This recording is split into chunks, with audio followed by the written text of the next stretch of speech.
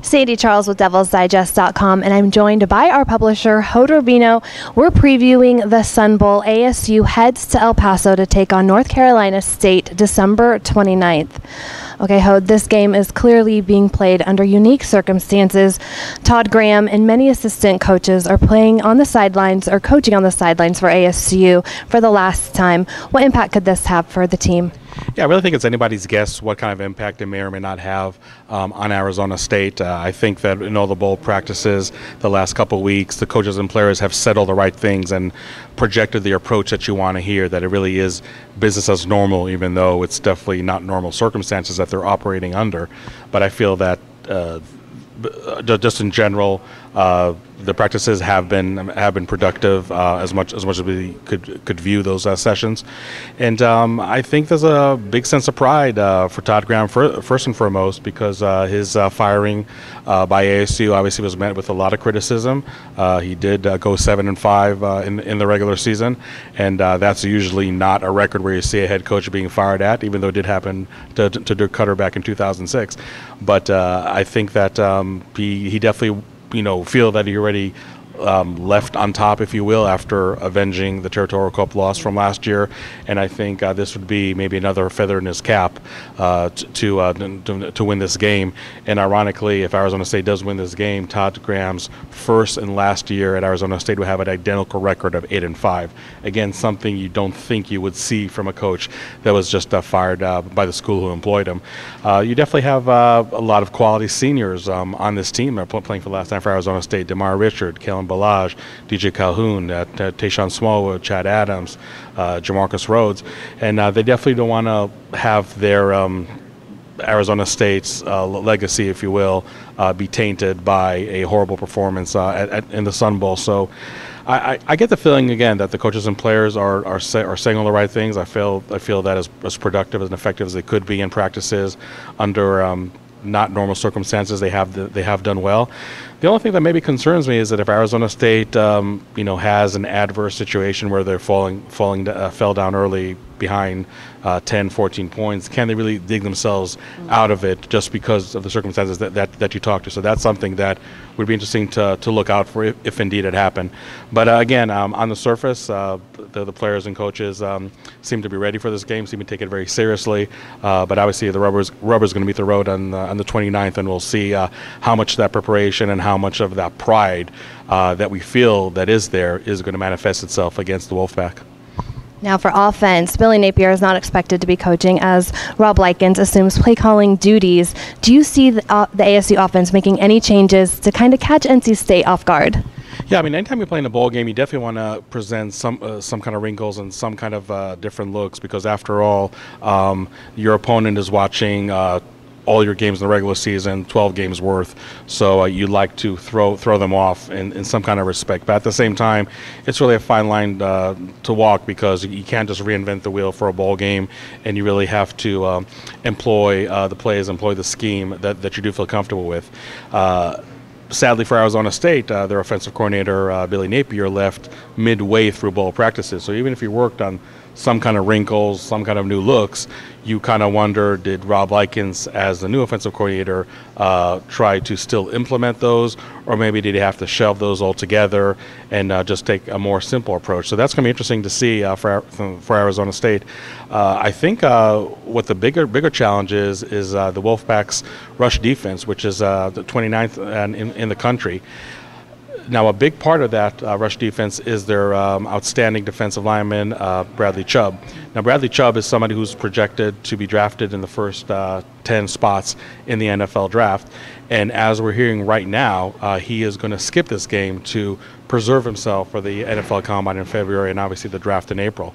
So that's a big break that the Arizona State offense can get, because I think that as stout as this Wolfpack run defense is, you take Chubb out of the equation, and I think Arizona State can establish the ground attack that have been so proficient in the whole month of November. So that's definitely one aspect that's going to be, I think, crucial for any success the Arizona State offense is going to have. But as good as the run game has been throughout the month of November, and I know we mentioned this in previous times, I mean, I just felt the passing game for the most part really has been, very, very economical and not really, explosive in balancing the running game at all times. So this may be a game where even if despite Chubb's expected absence, Arizona State still has issues running the ball. The passing offense is really going to have to come to life and play at a much higher level than they did by and large in the month of November. So that's something that's going to be interesting to see. This is a defense for the Wolfpack that's only giving up 24 points, so I don't see Arizona State necessarily exploding for 35 or 40 points. They're really going to have to make the most out of each and every possession. And again, I think just the absence of Chubb is something that, if it does come to fruition, Arizona State has to take advantage of, because as we know, with the Sun Devil offense, they are going to go as far as the ground attack is going to take them. Now for defense, for ASU's defense, it seems they're going to have more challenges containing the running game more than they are the passing game. How do you see this matchup unfolding? Yeah, when we look at the stat sheet, the national rankings, I should say, NC State is right there at number 29 with 449 yards of offense per game. And even though they had a fairly solid year, I mean, I didn't expect to see those numbers from the Wolfpack. Very, very balanced in their approach. 177 yards rushing per game, 277 yards passing a game. So Arizona State is definitely could see itself being on their toes with such a balanced effort on the ground and in the air for the Wolfpack. Their quarterback, Ryan Finley, is a quarterback that played locally here in Arizona, so a lot of fans may be familiar with him. He's really your typical game manager, pocket quarterback, does not feel that comfortable being flushed out of the pocket. So that's something that may be somewhat of a departure for Arizona State, who I felt throughout 2017 saw a lot of mobile quarterbacks. So maybe that's a welcome change for the defense in that sense. Maybe easier to pressure somebody like Finley just because he's really not that mobile, and again, not really prone to make plays when he's flushed out of the pocket. But on the other hand, it's a very methodical offense that Arizona State is going to face. They're very, very sound in what they run, and sometimes, it may be borderline boring. But I think, on the other hand, that really requires Arizona State to be very, very sound in what they're going to run, and not be over aggressive, and not let NC State catch you off guard or anything like that. So it's a definitely interesting matchup for the Arizona State defense. Again, I don't think they're facing an offense that's really going to just light up the scoreboard. But I think if you're not careful, I think the NC State can be just really sneaky good, if you will, just because of the balance that they present. And any defensive coordinator will tell you that when you see such a balanced attack, that probably gives you more headaches than a team that just throws for 400 yards every game. Now, Coach Graham's first year with ASU, he went 8-5. Now that the curtain's closing, it's his last time coaching these kids. Do you think he'll get the win at the Sun Bowl and match his record that he came in with? Yeah, I think the Sun Bowl has been very good for Arizona State. Last 3 times they made that trip, they won all 3 games. All three of them have been exciting, especially the last 2 against Purdue in 2004 and in 2014 against Duke.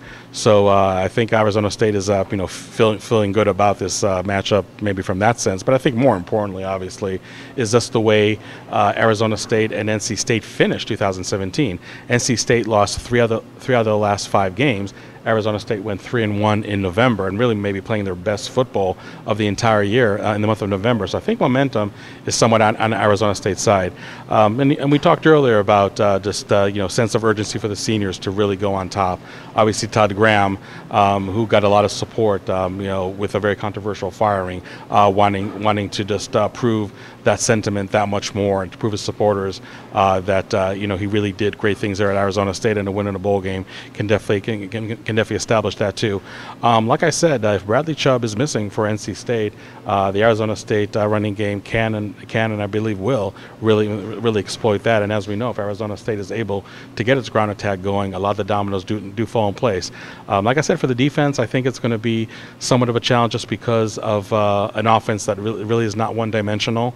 But if they can be just sound enough and disciplined enough in their assignments and their execution, they can definitely limit the NC State offense. So I'm looking at another exciting game in El Paso, and I think that Todd Graham and the seniors do go up on top. I pick the Sun Devils to win 26-20. Awesome. Thank you so much. For Hoder Bino, I'm Sandy Charles. Keep it locked in for all your pre- and post-game coverage here at DevilsDigest.com.